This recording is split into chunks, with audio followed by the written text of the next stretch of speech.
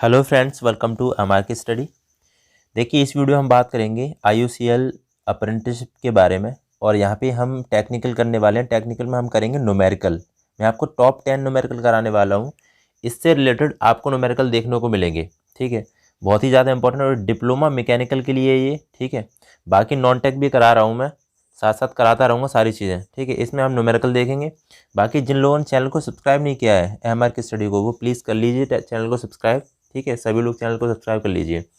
और बाकी कोई प्रॉब्लम हो तो आप कमेंट बॉक्स में बताइए। ठीक है, मैं उसका रिप्लाई करता हूँ। चलिए अब हम शुरू करते हैं।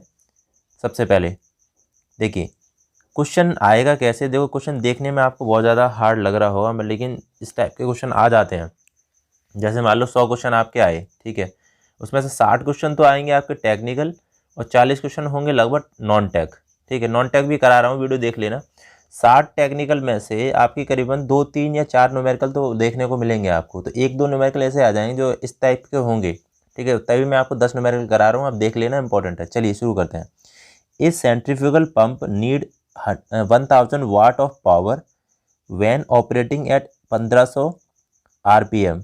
What is the power requirement if the speed of pump is increased to 3000 RPM? ठीक है, यहाँ पे देखते हैं 1500 RPM पर काम करते समय एक केंद्र पसारक पंप मतलब सेंट्रीफ्यूगल पंप 1000 वाट शक्ति की आवश्यकता होती है।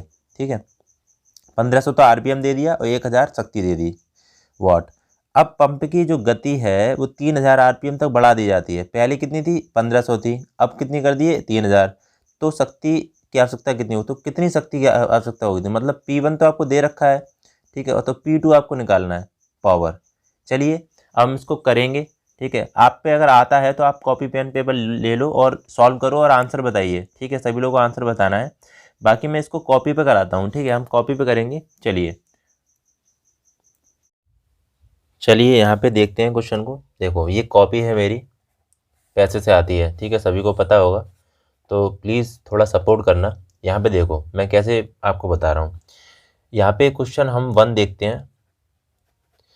देखिए यहाँ पे जो P1 है क्वेश्चन में वो दे रखा है 1000 वाट। ठीक है, यहाँ तक क्लियर। और N1 जो दे रखी है, स्पीड दे रखी है, वो आपको दे रखी है 1500 RPM। ठीक है, ये चीज़ यहाँ तक क्लियर। उसके बाद देखिए यहाँ पे जो N2 दे रखा है आपको, N2 स्पीड दे रखी है वो आपको 3000 दे रखी है, मतलब 1500 से 3000 बढ़ा दी गई है। ठीक है, तो P2 आपको फाइंड करना है। तो एक कंडीशन होती है, मैं आपको बता दूं, सेंट्रीफ्यूगल पंप के लिए। सेंट्रीफ्यूगल पंप के केस में एक कंडीशन होती है, कौन सी होती है? P proportional D⁵ NQ। ठीक है, ये एक कंडीशन है आपकी, ये इसको याद करना है आपको। ठीक है, ये हमेशा याद करके रखनी है कि न्यूमेरिकल डायरेक्ट बनते हैं। अब यहाँ पे देखो क्या है, ये P जो प्रोपोर्शनल है वो D⁵ के है और P प्रोपोर्शनल है DN⁵ के है। तो हमारा रिलेशन जो क्या है, यहाँ पे P और N में ही तो है, तो हम P और N में लेंगे, तो P प्रोपोर्शनल क्या है? NQ। तो यहाँ पे एक फॉर्मूला हम कैसे बना सकते हैं? P जब यहाँ पे कुछ भी अगर हम बराबर करेंगे तो N नीचे आ जाएगा, तो हम इस तरीके से आपको इसको बना सकते हैं, P1/P2 और इजकल टू N1/N2 का होल क्यूब। इस तरीके से हम लिख सकते हैं इसको। ठीक है, कोई दिक्कत वाली बात नहीं है। अब हम क्या करेंगे, देखिए P1 का वैल्यू रखेंगे 1000। ठीक है, और P2 का हमें निकालना है। N1 कितना है? 1500। N2 कितना है? 3000। इसका क्यू करेंगे। ठीक है, अब देखो 0 से 2 0 से 1 कटा, 15 दूनी 30। ठीक, 1/2 आ जाएगा। यहाँ पे मैं सॉल्व कर रहा हूँ सही तरीके से। एक P2 1000 और 1/2 का क्यू करेंगे यहाँ पे, तो मैं क्यू डायरेक्ट कर दे रहा हूँ। ठीक है, क्यू कर दूंगा, 1/2 ही तो बचेगा, तो कितना बचेगा यहाँ पे? 8। ठीक है, तो ये क्यू हटा दूंगा मैं और 8 कर दूंगा इस जगह पे। कोई दिक्कत वाली बात तो नहीं है? ठीक है, यहाँ पे 8 कर दिया मैं, 2 का क्यू कर दिया। ठीक है, अब क्या करूँगा मैं, यहाँ पे 8 का यहाँ पे गुणा कर दूंगा डायरेक्ट। ठीक है, ये इस क्रॉस मल्टीप्लाई हो जाएगा, तो P2 = 8000 वाट आ जाएगा। ठीक है, 8000 वाट आंसर आ गया। कोई दिक्कत नहीं है, यहाँ पे ये रिलेशन लगेगा, इसी से होगा ये क्वेश्चन। समझ में आ गया होगा? ठीक है। तो भाई देखो मेहनत लगती है, आपके लिए टाइम निकालता हूँ मैं, और ये आपको दिख रहा होगा ये पेज है, ठीक है, ये पेज है, कॉपी है ये, ठीक है, 30-40 रुपए की आती है, तो आप समझा कीजिए। और सभी लोगों को लाइक करना है और चैनल को कर लेना है सब्सक्राइब। चलिए दूसरा क्वेश्चन देखते हैं। आई होप आपको पहला क्वेश्चन समझ में आ गया होगा, ठीक है, कोई दिक्कत वाली बात नहीं है। सेंट्रीफ्यूगल पंप से क्वेश्चन देखने को मिलेंगे आपको, ठीक है। देखिए अब सेकंड क्वेश्चन देखते हैं, ये क्वेश्चन नंबर दूसरा है, आंसर सभी को बताना है, ठीक है, मैं करवा रहा हूँ वैसे साथ साथ में। The velocity in metre per second for laminar flow through a pipe of cross sectional area 0.5 metre square having discharge 2 metre cube is. तो पूछा क्या है, देखो वेलोसिटी आपको बतानी है, ठीक है, और यहाँ पे जो पाइप का क्रॉस सेक्शनल एरिया है वो 0.5 दे रखा है और डिस्चार्ज दे रखा है आपको ये। तो Q बराबर ए बी एक करके फॉर्मूला होता है, ठीक है, करिए। इसे Q दे रखा है आपको और A दे रखा है एरिया, तो V निकालना है आपको। करिए सभी लोग करिए, इसका आंसर क्या होगा मैं आपको बताता हूँ कैसे करेंगे इसको। देखिए क्वेश्चन नंबर यहाँ पे 2 देखते हैं, ठीक है, यहाँ पे क्वेश्चन नंबर 2 देखते हैं। अब क्वेश्चन नंबर 2 में दिया क्या है, देखो यहाँ पे डिस्चार्ज आपको दिया है, क्यू दिया है, जो डिस्चार्ज होता है वो दे रखा है आपको 2 मीटर क्यूब पर सेकेंड, ठीक है, इतनी बात क्लियर। ए जो दे रखा है, एरिया दे रखा है आपको 0.5 मीटर स्क्वायर, और वी का मान पूछ रहा है। यहाँ पे एक कंटिन्यूटी इक्वेशन से या फिर डिस्चार्ज से, डिस्चार्ज का एक फॉर्मूला होता है, क्या होता है, डिस्चार्ज का एक फॉर्मूला होता है Q बराबर ए वी, ठीक है, ए इंटू वी होता है।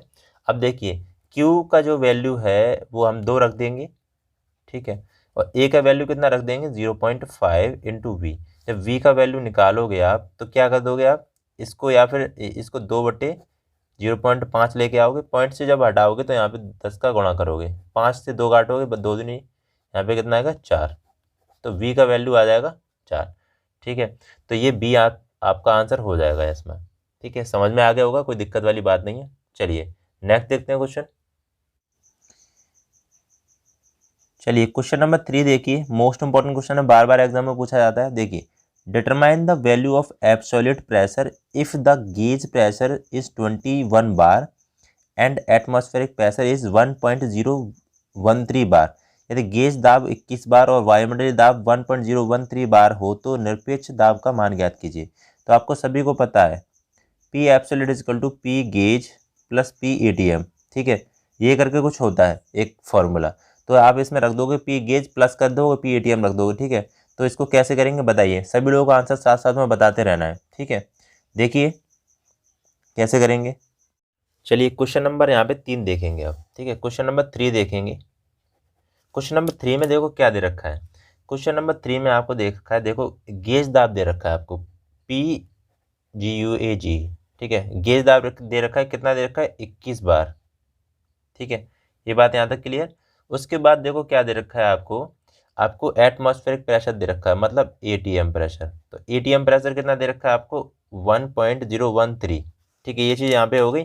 अब एक आपको पूछा क्या है वो भी आपको पता होना चाहिए, पूछा है आपको, देखो यहाँ पे लिख दे रहा हूँ मैं, P एब्सोल्यूट प्रेशर, ठीक है।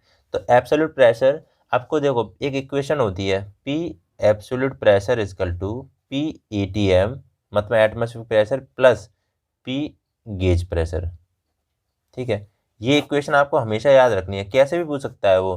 P गेज करके देखो, अब मैं एक बात बता दूं यहाँ पे, P ATM आप यहाँ से निकालोगे आप, वैसे तो ये फॉर्मूला आपको याद होना है, ठीक है। अब देता कैसे है वो, पूछता कैसे है आपको, ये जैसे मान लो P ATM बराबर ऐसे दे दिया, ठीक है, तो कैसे आप करोगे इसको, P gauge minus P absolute, यही तो हो जाएगा फिर, ठीक है। तो इस तरीके से इक्वेशन रखा रहता है उसमें, तो अब कहोगे कि हमने तो ऐसे याद किया है, मतलब लेकिन आपको पता तो नहीं चाहिए इस तरीके से। तो ये वाली इक्वेशन है, हमें इस फॉर्मूले में लगाएंगे, तो यहाँ पे लगाएंगे देखो, तो P एब्सोल्यूट जब हम निकालेंगे तो P ATM कितना हो गया 1.013 प्लस P यहाँ पे एब्सोल्यूट कितना है, ओके, यहाँ पे देखो ATM हमने लगा दिया इतना, और गेज प्रेशर कितना हो जाएगा 21 बार, ठीक है, ये हो गया। तो कितना आ जाएगा यहाँ पे, अब जोड़ेंगे कैसे, देखो 21.00 कर देंगे यहाँ पे, ठीक है। अब ये एक के बाद यहाँ पे लगाएंगे 0.013, यहाँ पे 0 कर देंगे, जोड़ना ही तो है, 3 1 0 पॉइंट, ये 2 हो गया, ये 2 हो गया, ठीक है। तो कितना हो जाएगा 22.013, ठीक है। तो ये आंसर उसका हो जाएगा 22.03, क्या आंसर हो जाएगा 22.03, मतलब ये आ जाएगा आपका बी आंसर, ठीक है। चलिए अब हम नेक्स्ट क्वेश्चन देखते हैं। अब क्वेश्चन नंबर 4 देखते हैं, ठीक है। क्वेश्चन नंबर 4 देखिए, मोस्ट इंपॉर्टेंट ये भी क्वेश्चन है।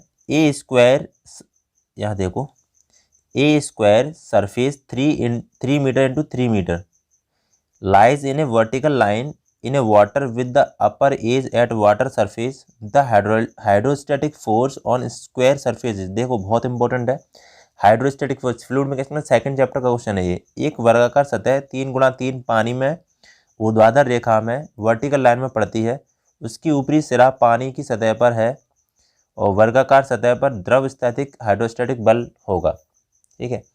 एक कोई भी बॉडी है, एक कोई भी बॉडी है, ठीक है, और 3x3 मतलब 3 ये है, 3 ये है, ऊर्ध्वाधर रेखा वर्टिकल में पड़ी है ये, ठीक है, वर्टिकल लाइन में पड़ी है, ठीक है। उसका ऊपर सिरा पानी की सतह पे है, ठीक है। ये ऐसे करके, अब वर्टिकल लाइन तो इस तरीके से हो जाएगी, मैं आपको क्लियर बता दूं, 3x3, तो ये ऐसे करके यहाँ तक पानी की सतह यहाँ तक हो जाएगी, ठीक है। तो इसको करते हैं, ठीक है, कैसे करेंगे इसको, जिस पे आ रहा है हाइड्रोस्टैटिक जो फोर्स है आपको निकालना है इसमें से।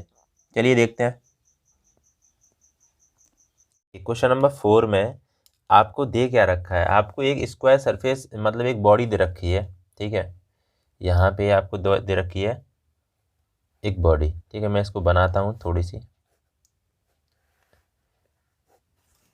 ये इसकी जो लेंथ दे रखी है, मान लो ये 3x3 के इसमें क्रॉस सेक्शनल एरिया में दे रखी है, ठीक है। और यहाँ पे क्या कह रहा है कि ऊर्ध्वाधर रेखा में पड़ती है, इसकी ऊपरी सिरा पर पानी की सतह पर है, ठीक है। चलो मान लो ये पानी की सतह पर है यहाँ पे, ठीक है। तो यहाँ पे पूछ रहा है कि आपको ये हाइड्रोस्टैटिक फोर्स ऑन स्क्वायर, तो हाइड्रोस्टैटिक फोर्स जो लगेगा, ठीक है, हाइड्रोस्टैटिक फोर्स होता है वो क्या लगता है, पानी के द्वारा लगता है बॉडी पे, ठीक है, पानी के द्वारा बॉडी पे लगेगा ऊपर की साइड में, तो वो पूछ रहा है आपको। तो देखो हाइड्रोस्टैटिक जो फोर्स होता है उसका फॉर्मूला क्या होगा, मैं यहाँ पे लिख दे रहा हूँ, ठीक है। हाइड्रोस्टैटिक फोर्स, तो हाइड्रोस्टैटिक फोर्स का जो फॉर्मूला होगा वो होगा ρ(G)A(x)बार, ठीक है। अब देखो यहाँ पे जो रो का वैल्यू जो होता है वो डेंसिटी होता है, मान लो वाटर की डेंसिटी होती है 1000, ठीक है, 1000 होता है, और हम जी को 10 मानेंगे क्योंकि उसमें दिया नहीं है जी, ठीक है। जी होता है सेंटर ऑफ ग्रेविटी। ए यहाँ पे दे रखो, ए जो एरिया होता है वो लेंथ मतलब लंबाई गुणा चौड़ाई तो होगा, ठीक है, मतलब लेंथ इंटू ब्रेथ होगा, तो कितना हो जाएगा 3x3 मतलब 3×3 = 9, ठीक है, यही तो हो जाएगा, तो 9 रखेंगे यहाँ पे।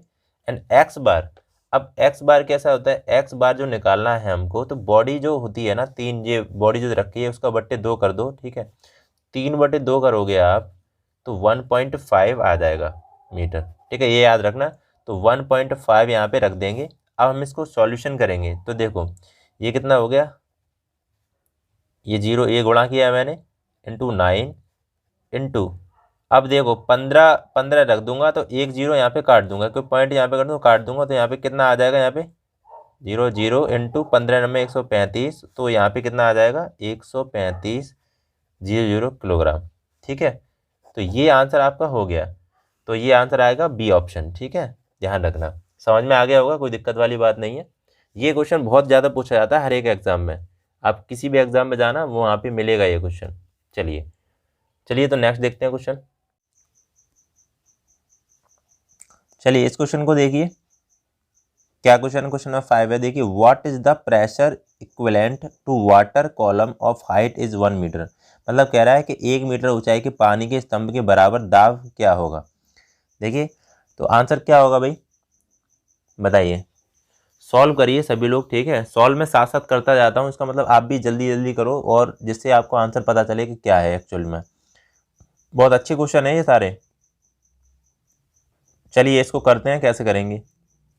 क्वेश्चन नंबर हम यहाँ पे 5 देखेंगे, ठीक है, क्वेश्चन नंबर 5 देखिए। क्वेश्चन नंबर 5 में क्या दे रखा है, 1 मीटर ऊंचाई के पानी के स्तंभ की बराबर दाब क्या होगा, ठीक है। एक स्तंभ ऊंचाई का पानी का दाब, मान लो ये आपके पास क्या है, मैं आपको देखो समझाता हूँ। यहाँ पे कोई भी आपके पास मान लो गिलास रखा है, ये वाटर है इसके अंदर, और ये क्या है कि 1 मीटर यहाँ तक, ये कितना है 1 मीटर। तो यहाँ पे जो दाब होगा इसके बॉटम पे, ठीक है, वो कितना होगा वो पूछ रहा है। तो दाब का जो फॉर्मूला होता है वो आपको हमेशा तैयार पता होना चाहिए। मतलब P बराबर यहाँ पे होता है रो जी एच, ठीक है। द्रव तली पे जो दाब होता है, प्रेशर होता है, वो इतना रो जी एच। अब रो का वैल्यू जो दे रखा है वो 1000 होता ही है हमेशा, ठीक है। जी का मान आप 9.8 रखोगे, इंटू एच जो हाइट दे रखी है वो 1 दे रखी है। अब इसका गुणा करना है, पॉइंट हटाओगे 10 बढ़ाओगे, यहाँ पे 0 से 0 काटोगे तो 100 इंटू 98, तो कितना हो जाएगा 9800, ठीक है, न्यूटन मीटर स्क्वायर। आगे समझ में कोई दिक्कत वाली बात नहीं है।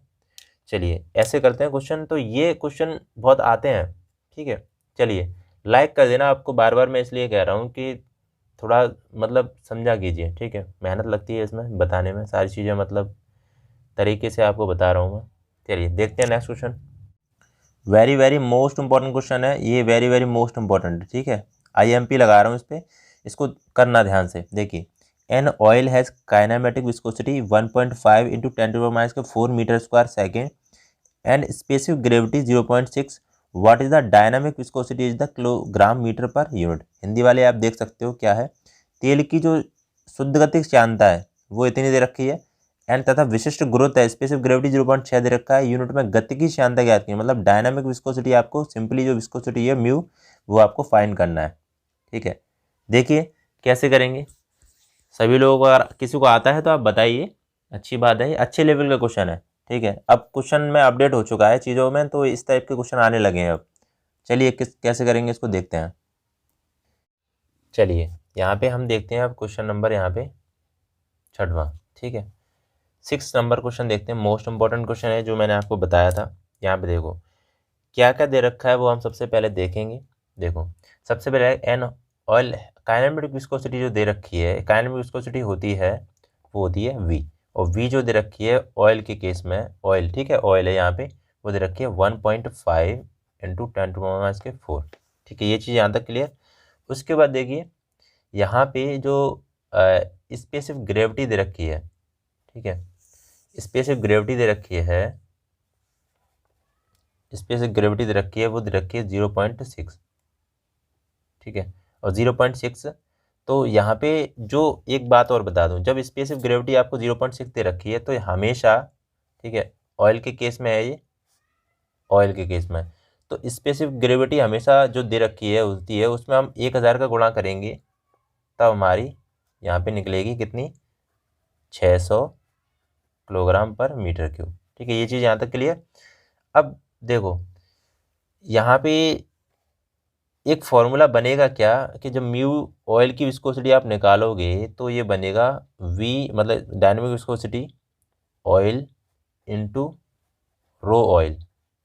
अब कैसे हो गया ये, एक स्पेसिफिक ग्रेविटी का जो फॉर्मूला होता है, देखिए यहाँ पे जो ऑयल की विस्कोसिटी निकालोगे तो ऑयल की जो कितनी दे रखी है 1.5 दे रखी है, ठीक है, ये ऑयल का 1.5 दे रखी है, और ये यहाँ पे कितना करोगे आप, ये देखो ऑयल के केस में ये वाला ये दे रखा है, ठीक है, और ये हो गया यहाँ पे ये हो गया इतना, और यहाँ पे ये दे रखा है स्पेसिफिक ग्रेविटी, ऑयल की स्पेसिफिक ग्रेविटी, ठीक है, ये दे रखी है 600। मैंने कुछ नहीं किया, मैंने वैल्यू रख दी है बस, ठीक है। यहाँ पे जो मैंने वैल्यू रख दी है इसकी, ऑयल की विस्कोसिटी निकालेंगे, यहाँ पे डायनेमिक विस्कोसिटी का फॉर्मूला है ये, dynamic viscosity is equal to oil की viscosity minus specific gravity of oil, ठीक है। ये मैंने रख दिया वैल्यू सारी। अब क्या करूँगा मैं, यहाँ पे इसका सॉल्यूशन करूँगा, ठीक है। पॉइंट रहूँगा 10, 10 से यहाँ पे ये कटा तो 15 इंटू 60 इंटू 10⁻⁴, ठीक है। अब -4 है, नीचे लेके आओगे तो 15 छिक्के कितना हो जाएगा 90, 900 हो जाएगा ना, ये इतना गुणा करोगे, और ये -4, तो देखो कितना पॉइंट आगे जाएगा, 4 है, 1 2 3 4, तो यहाँ पे कितना आ जाएगा 0.09, ठीक है, इस तरीके से आ जाएगा किलोग्राम पर मीटर सेकेंड। ये म्यू की ऑयल की विस्कोसिटी है, ठीक है। ये आ जाएगा आंसर आपका, ये आंसर इस ऑप्शन में ये आंसर हो जाएगा। समझ में आ गया होगा, कोई दिक्कत नहीं है। मैंने क्या किया है, मैंने ये ऑयल की विस्कोसिटी जो है ना वो लिखी है, स्पेसिफिसिटी आपको दे रखा है। तो अब स्पेसिफिसिटी मैं क्या करूँगा कि यहाँ पे क्या एक फॉर्मूला होता है, उसके अकॉर्डिंग यहाँ पे स्पेसिफिसिटी जब निकालोगे तो यहाँ पे हम वाटर का जो स्पेसिफिसिटी होती है, ठीक है, डेंसिटी ऑफ वाटर होता है, वो हम गुणा करते हैं हमेशा स्पेसिफिसिटी में, तब निकलती है आगे, ठीक है। ये चीज़ ध्यान रखना। उसके बाद जब ऑयल की विस्कोसिटी निकालेंगे तो यहाँ पे डायनेमिक विस्कोसिटी निकालेंगे, ठीक है। तो ऑयल की विस्कोसिटी और डायनेमिक विस्कोसिटी, सॉरी एक मिनट रुको, ये है क्या, ये डायनेमिक विस्कोसिटी है is equal to kinematic viscosity into density of specific gravity, ये हो जाएगा। तो बस इसके बाद क्या करना है, मैंने फॉर्मूले में सारी चीज़ रख दी हैं और हो गया, ठीक है। समझ में अगर नहीं आया तो बता देना, ठीक है, मैंने कोशिश तो करी है आपको बताने की। चलिए नेक्स्ट देखते हैं। देखिए क्वेश्चन नंबर 7 देखिए ध्यान से। A body of weight 200 newton is placed on a horizontal plane if the coefficient of friction between the body and the horizontal plane is 3.3, the horizontal force required to just slide the body on the plane is। देखिए 200 Newton वजन का एक पिंड का एक क्षैतिज तल पर रखा जाता है, ओके। यदि पिंड और क्षैतिज तल के बीच घर्षण गुणांक 0.3 हो, ठीक है, तो पिंड के तल पर स्लाइड करने के लिए क्षैतिज बल की आवश्यकता क्या होगी, ठीक है भाई। इस तरीके से बना हुआ है और आपको क्या है, म्यू का मान दे रखा है 0.3 और 200 न्यूटन का आपको ये दे रखा है, 200 न्यूटन इस पे लग रहा है बाहर। चलिए इसको करते हैं, कैसे करेंगे, ठीक है। बताइए इसका आंसर, किसी को अगर आता है तो, अगर कर पा रहे हो तो आप करिए, ठीक है। कराता हूँ मैं इसको। क्वेश्चन नंबर यहाँ पे हम देखेंगे 7। देखिए ध्यान से देखना है आपको सभी को। यहाँ पे जो म्यू, आपके पास एक ब्लॉक है, ठीक है, एक ब्लॉक है इस तरीके से रखा है। जब हम यहाँ पे हम F लगाएंगे, ठीक है, F यहाँ पे इस तरीके से हम फोर्स लगाएंगे तो जो म्यू आर होता है ना वो इधर जाएगा, ठीक है, म्यू आर। और ये जो वेट जो दे रखा है आपको 200 न्यूटन दे रखा है, और इसकी जो रिएक्शन होगी वो ऊपर क्यों होगी, ठीक है, रिएक्शन ये होती है। अब यहाँ पे देखो म्यू जो दे रखा है आपको वो दे रखा है 0.3 एंड डब्लू दे रखा है आपको, वेट जो दे रखा है 200 न्यूटन दे रखा है। और पूछा क्या है, एफ पूछा है। तो हम क्या करेंगे यहाँ पे, एफ बराबर म्यू आर ही तो लगाएंगे। फ्रिक्शन का जो फॉर्मूला होता है एफ बराबर म्यू आर होता है। तो यहाँ पे जब क्या करेंगे आप, म्यू की वैल्यू कितनी दे रखी है 0.3, और रिएक्शन देखो वेट तो ये है लेकिन रिएक्शन इसके बराबर ही होगी ऊपर, तो 200 का ही हम यहाँ पे गुणा कर देंगे। तो पॉइंट यहाँ पे 10 बढ़ाएंगे नीचे, पॉइंट हटा के 0 से 0 काटा, 20 या 60, तो 60 न्यूटन इसका आंसर आ जाएगा, ठीक है। समझ में आ गया होगा। चलिए नेक्स्ट क्वेश्चन देखते हैं। चलिए क्वेश्चन नंबर 8 देखिए। The moment of inertia rectangular cross section 3 centimetre wide and 4 centimetre deep about x x is. मतलब कह रहा है कि आयताकार एक कोई वो है, ब्लॉक है, जिसकी गहराई है आपको, चौड़ाई दे रखी है आपको 3 और गहराई दे रखी है मतलब 4, इस तरीके से दे रखी है। तो x x about moment of inertia निकालना है। तो पाई डी क्यू अपन कितना होता है, 12 होता है, यही होता है ना। करिए इसको सॉल्व, ठीक है, सभी लोग सॉल्व करेंगे इसको, जल्दी जल्दी सॉल्व करेंगे और बताएंगे मुझे कि एक्स एक्स के अबाउट मोमेंट ऑफ इनर्शिया कितना होता है, ठीक है। इसको मैं कराता हूँ कैसे करेंगे, ठीक है, करते हैं इसको।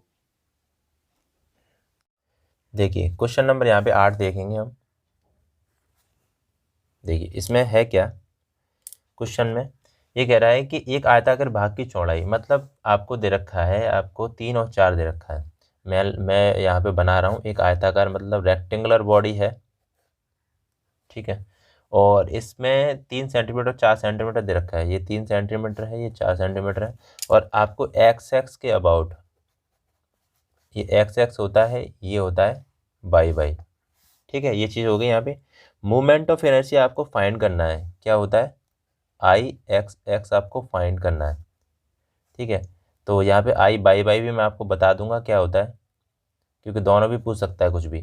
तो ये तो बी हो गई, ठीक है, ये हो गया डी, ये डी मानेंगे हम इसकी डायमीटर, और ये बी मानेंगे, इस तरीके से मानेंगे। तो आई एक्स एक्स जो होता है, I X movement of energy X X के अबाउट, मतलब एक्स एक्स डायरेक्शन में ऐसे करके, तो एक फॉर्मूला था बी डी क्यू अपॉन 12, ठीक है, आयताकार बॉडी के लिए। तो देखो क्या करते हैं, याद कैसे करेंगे, बी एक जो होता है ना, बी लेंगे ये वाला इस तरीके से, और डी इसका क्यू कर देंगे, मतलब पहले वाले को छोड़ के जो बाद वाला है उसका क्यू कर देंगे, एक्स एक्स के अबाउट निकालेंगे। तो क्या करेंगे यहाँ पे, ये चीज़ हो गई, बी कितना है 3 है और डी कितना है 4 है, तो 4 चौक 16 चौक 64, मतलब आप इस क्या करोगे आप 4 × 4 × 4 इस तरीके से भी कर सकते हो, इंटू 12, तो 4 तिया 12 हो गया और 3 से 3 कटा तो 4 चौक 16, 16 आ गया, ये एक्स एक्स के अबाउट हो गया, ठीक है। अब जैसे हम आपको बाई वाई के अबाउट पूछे, तो बाई वाई के about d b q upon 12 ये हो जाएगा। क्या करेंगे, डी डी मतलब ये 4 एंड बी क्यू मतलब 3 × 3 × 3 अपॉन 12, तो 4 तिया 12 और 3 से 3 घटा तो 9, ये एक्स एक्स के अबाउट आ गया, ठीक है। तो आपको एक्स नहीं सॉरी ये बाई वाई के अबाउट है, तो एक्स एक्स के अबाउट जो होगा 16 आंसर हो जाएगा, मतलब सी ऑप्शन आपका करेक्ट हो जाएगा, ठीक है। समझ में आ गया होगा, इस तरीके से छोटे छोटे न्यूमेरिकल पूछे जाते हैं, सोम का क्वेश्चन है। चलिए नेक्स्ट देखते हैं। चलिए क्वेश्चन नंबर 9 देखिए। चलिए, a body moves from rest with a constant acceleration 5 metre per second square, the distance covered in 5 second is. कह रहा है कि ठहरने के पश्चात एक पिंड की गति में 5 मीटर पर सेकंड स्क्वायर का अवतरित त्वरण होता है, तो पिंड में सेकंड में इनमें से कौन सी दूरी तय करेगा। देखो एस बराबर U T plus half A T square, ये वाला फॉर्मूला लगा दो और जल्दी से सॉल्व करके बताओ आंसर इसका क्या होगा, ठीक है। यू बराबर तो जीरो हो जाएगा क्योंकि बॉडी जब चलती है तो यू बराबर जीरो हो जाएगा, टी दे रखा है लेकिन ये भी जीरो में आ जाएगा, 1/2 करोगे, ए का मान रखोगे आप 5 और टी का मान रखोगे कितना सेकंड 25। चलो इसको सॉल्व करके बताओ कितना होगा। चलो मैं इसको कराता हूँ, ठीक है, जल्दी जल्दी सॉल्व करो सभी लोग। अच्छी बात है, जब पेन पेपर लेकर बैठे होगे ना आप कॉपी लेके, तो सॉल्व करोगे ना तब वहाँ पे कर पाओगे। अब ये सोच रहे हो कि मैं ही कराता रहूँगा तो थोड़ा सा दिक्कत होगी, खुद से करा करो सॉल्व। चलिए मैं कराता हूँ इसको। क्वेश्चन नंबर यहाँ पे 9 देखेंगे। देखिए सारी चीज़ समझ में आ रही होंगी, कोई दिक्कत वाली बात नहीं है, ठीक है, बताइए। तो देखो यहाँ पे जो क्वेश्चन है वो क्या कह रहा है, क्वेश्चन कह रहा है कि a body move from A rest, तो रेस्ट से जब जा रही है तो म्यू जो यू होगा उसका, ठीक है, यू होगा प्रारंभिक वेग होगा, प्रारंभिक मतलब फर्स्ट वेलोसिटी होगी वो 0 होगी, ठीक है। उसके बाद कह रहा है एक कांस्टेंट एक्सेलरेशन, मतलब ए बराबर दे रखा है आपको 5, ठीक है, 5 दे रखा है मीटर पर सेकंड स्क्वायर, और इसके बाद दे रखा है डिस्टेंस कवर्ड इन 5 सेकंड, तो टी बराबर दे रखा है 5 सेकंड। तो यहाँ पे पूछ रहा है कि इनमें से कौन सा दूरी तय करेगा। ओके चलो कोई दिक्कत नहीं है, तो 5वीं सेकंड में तय की गई दूरी आप कैसे करोगे, तो एस बराबर यू टी, यहाँ पे देखो एक फॉर्मूला लगाओगे आप, एस बराबर U T plus half A T square, ठीक है। अब यहाँ पे u तो 0 है, तो u तो 0 पूरा हो जाएगा, ये 1/2, ए कितना है 5 और t कितना है 25 हो जाएगा, कि t का स्क्वायर करेंगे। ओके तो 25 पंजे 125/2, 2 से 1 काटो, 2 छिक्के 12, 2 दूनी 4, 1 बचा 2 पंजे 10, तो 62.5, ठीक है, 62.5 मीटर आ जाएगा आंसर इसका, ठीक है, 62.5 मीटर आ जाएगा, बी ऑप्शन इस करेक्ट हो जाएगा इसका। समझ में आ गया। चलिए नेक्स्ट क्वेश्चन देखते हैं इसको। देखिए इस क्वेश्चन को देखिए, क्वेश्चन नंबर 10 है यहाँ पे। A solid circular shaft 4 centimetre in diameter is subjected to shear stress 20 kilo newton per centimetre square, then the value of twisting moment will be. तो आपको दे रखा है 4 सेंटीमीटर डायमीटर दे रखा है शाफ्ट का, एंड ठोस वृत्ता का शाफ्ट पर एक शियर स्ट्रेस लग रहा है 20 किलोमीटर पर सेंटीमीटर स्क्वायर का। तो यहाँ पे आपको बताना है ट्विस्टिंग मोमेंट क्या होगा, ठीक है। तो ट्विस्टिंग मोमेंट का फॉर्मूला क्या होता है, π/16 टाउ इंटू डी क्यू, यही होता है ना। चलिए इसको करते हैं, किसी को अगर आता है तो आंसर बताइए इसका क्या आंसर होगा, इसका सॉल्व करिए, मैं इसको कराता हूँ।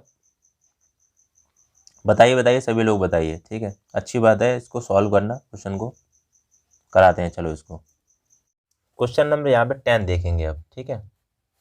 क्वेश्चन नंबर देखो 10 देखेंगे क्या कह रहा है।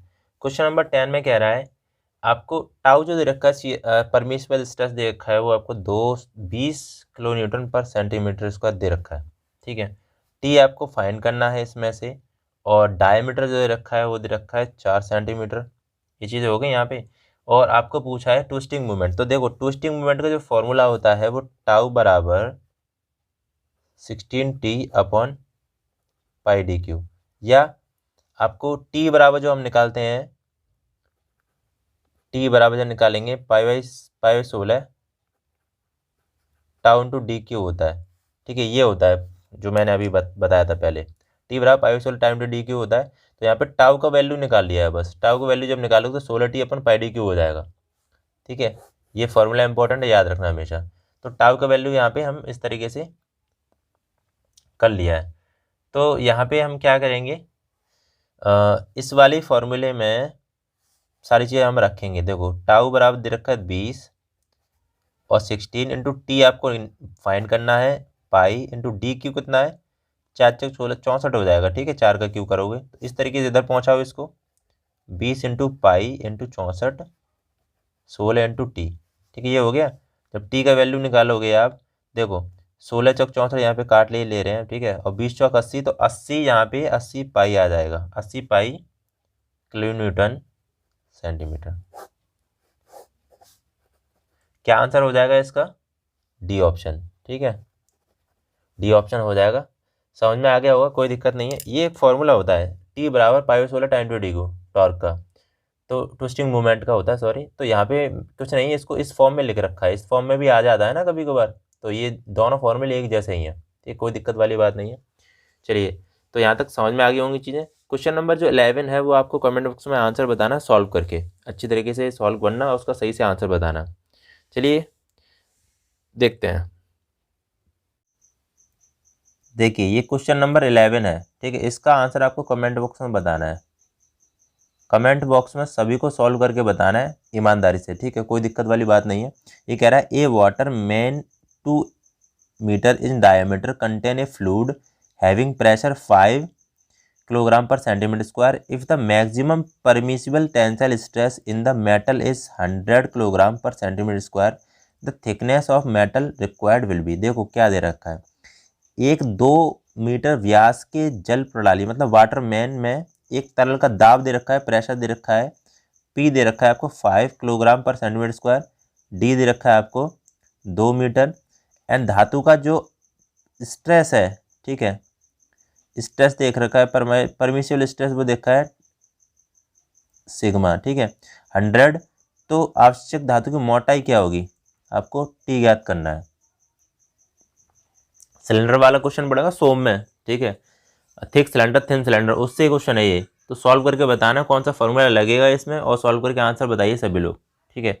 फाइनली आपको क्या करना है, देखिए सभी लोगों से भाई रिक्वेस्ट है, आप जो भी लोग डिप्लोमा वाले हैं, मैकेनिकल वाले, डिप्लोमा वाले, अभी तो मैकेनिकल वाले डिप्लोमा वाले के लिए मैं क्लास चलाता हूँ, आगे फ्यूचर में मैं और भी इनकेस करूँगा, इलेक्ट्रिकल है, सिविल है, तो आप लोगों को सबको सपोर्ट करना है, दैट एमआर की स्टडी को बूस्ट अप करवाना है, ठीक है। इसको जल्दी से जल्दी 10 के सब्सक्राइबर करवाइए, ये एक छोटा सा मैंने टारगेट लिया है।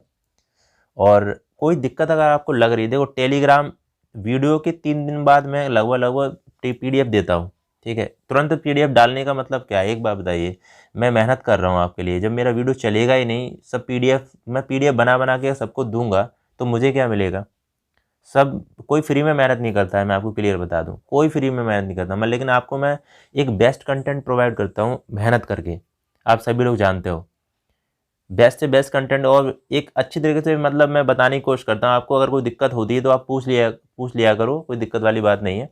कमेंट बॉक्स में आप पूछोगे तो मैं उसका रिप्लाई करूँगा चीज़ों का, अगर कोई दिक्कत हो रही है तो। अब सभी लोगों का, अब एक बंदा कहता है कि सर आप रिप्लाई नहीं करते हो, रिप्लाई की बात यह है कि कमेंट ही थोड़ी ना देखता रहूँगा मैं, और भी तो काम है, ठीक है। तुम्हारे जैसे काम होंगे बहुत सारे, घर का काम करते होगे और भी काम करते होगे तुम, तो बहुत सारे काम होते हैं, ठीक है। यूट्यूब पे डिपेंड थोड़ी ना रहना है। चलिए, तो सभी लोगों को शेयर कर देना है वीडियो को, ठीक है, और चैनल को कर लेना सब्सक्राइब, वीडियो को लाइक करके जरूर जाना, ठीक है। लाइक बहुत कम आते हैं तो थोड़ा अच्छा नहीं लगता मुझे भी। बाकी चलिए नेक्स्ट वीडियो मिलते हैं। जय हिंद, जय भारत।